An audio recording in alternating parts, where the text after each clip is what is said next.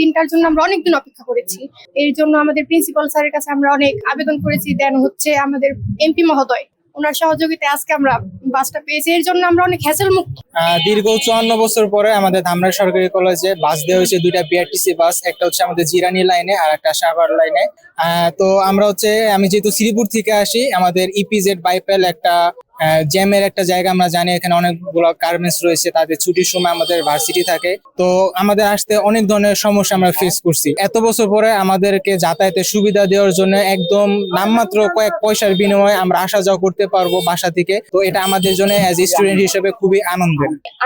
আমার বাসা হচ্ছে পল্লী বিদ্যুৎ। আমার এখানে আসতে ভীষণ সমস্যা হয়, যেমন আমার 2বার বাস চেঞ্জ করতে হয়। আমাদের জন্য এটা ভীষণ সুবিধা হয়েছে যে টাকাও কম লাগছে, আমরা স্বাচ্ছন্দ্যে আসতে পারছি, কোনো সমস্যা হচ্ছে না।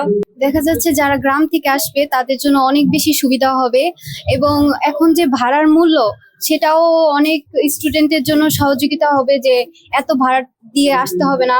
গ্রাম থেকে যারা আসবে, দূর থেকে যারা আসবে, তাদের জন্য অনেক বেশি সুবিধা হবে।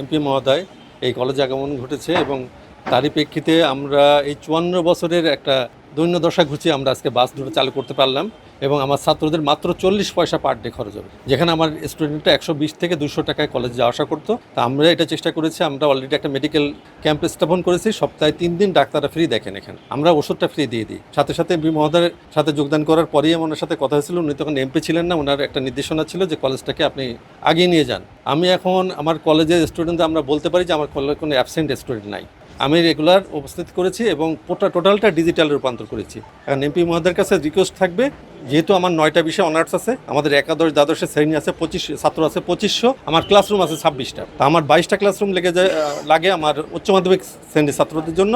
অনার্সের জন্য মাত্র রুম থাকে আমার 6টা।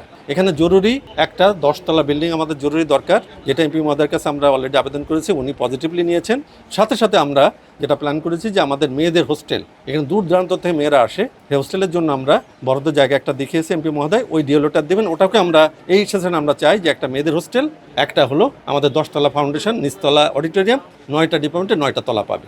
আমরা চাই একটি নিরাপদ ধামরাই, একটা সুন্দর ধামরাই, একটা শিক্ষিত ধামরাই, একটা সন্ত্রাসমুক্ত ধামরাই। আমরা চাই আমার সরকারের প্রত্যাশা একটা উন্নয়নমূলক দেশ, সেই সাথে আমরা ধামরাই যেন উন্নয়নের অবকাঠামো থেকে পিছিয়ে না পড়ি, এই প্রত্যাশা এবং অনুরোধ আপনাদের কাছে থাকে।